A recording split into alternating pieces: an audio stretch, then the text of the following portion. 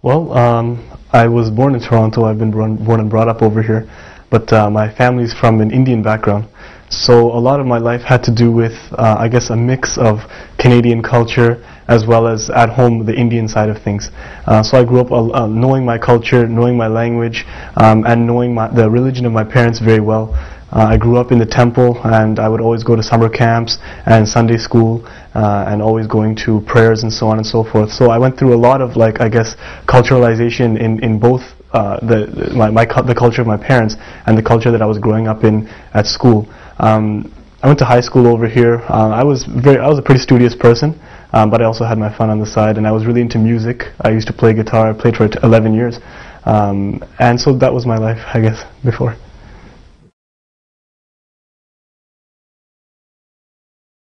When I look back about how I came to Islam, it was really different from a lot of other people's, because I didn't think that I had any kind of a problem or an emotional component that was leading me towards the truth. Since I was young, I just didn't feel right in the religion of my parents, although I had been brought up in it, and actually at one point in time I was a very ardent defender of it.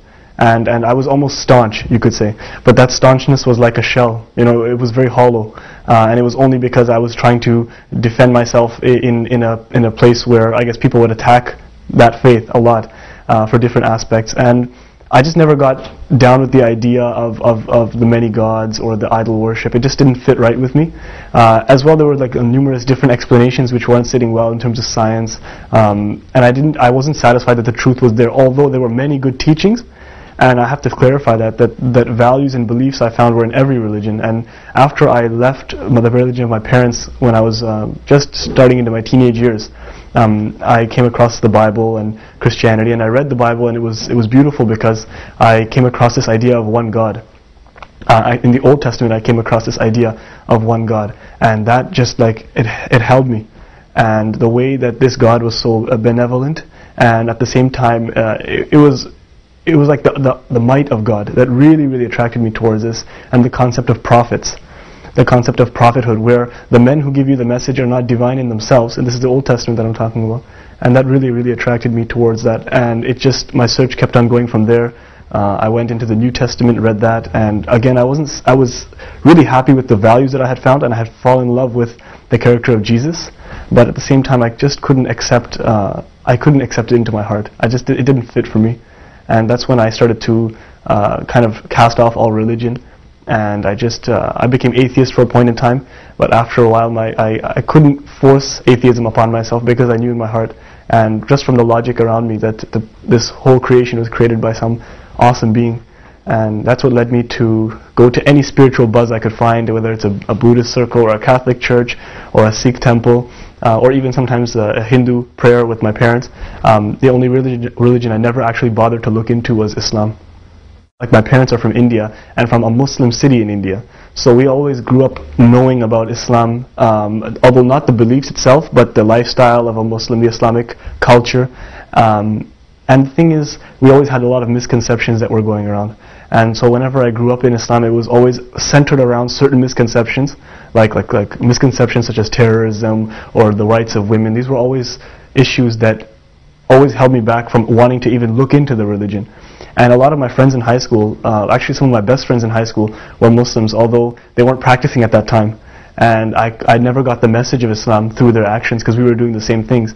And it's only once that I came into university, and I found that it was a place where you could, I guess, open up your ideas a little bit more, question yourself and question those around you. I actually came across a book about science in the Quran, and I was doing a BSc at the time, and that stopped me cold in my tracks. And I decided to take a really critical look at what this religion was trying to say.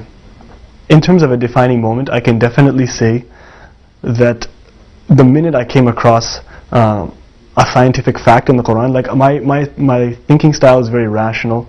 I like to think based on fact rather than emotion, because I've done a lot of emotional religious activity in different groups, and I knew that the truth wasn't only an emotional component, it was a logical, rational component. And I needed to find a truth that was consistent and rational all the way through. And when I came across, I guess, reading books about science in the Quran, that's what started to propel me towards finding out about the religion. But definitely the defining moment was the day I took my declaration of faith, the Shahada.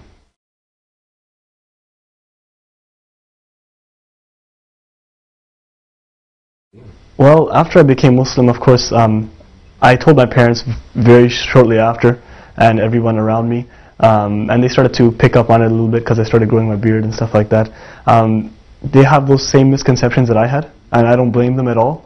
Actually, it's an ignorance, and it's an innocent ignorance, where they had those misconceptions and nobody had explained to them or reached out to them as to what the truth of Islam and the beauty of Islam really was.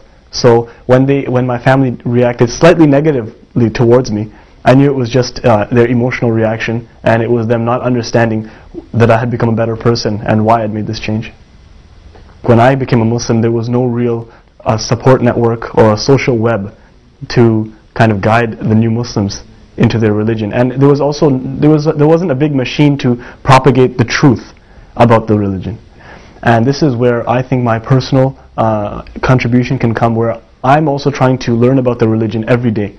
And while I do that, I would like also to teach others and make the transition as easy as possible, as well to let people understand that when they become Muslims, they don't lose their identity. They're still who they are, they still have their interests and their likes and their dislikes, and I would like to make it easy for their families to let them know that that person is still them, that's still their son or their daughter or their brother and their sister, and that the only thing that's changed is their outlook. They've just come in touch with a greater reality. I think the biggest thing that Islam has done for me, first of all, is to give me a satisfaction in my heart that I understand why I'm here and why this universe was created. So I feel at sync with nature itself around me. I feel in sync with every human being and all of nature, even inanimate, animate objects. It's beautiful. It's a beautiful feeling to wake up every morning, to think about God, and to have your mind blown every morning at the miracles that He's given to us. As well, I think that I've developed a respect for every single human being, animal, you name it.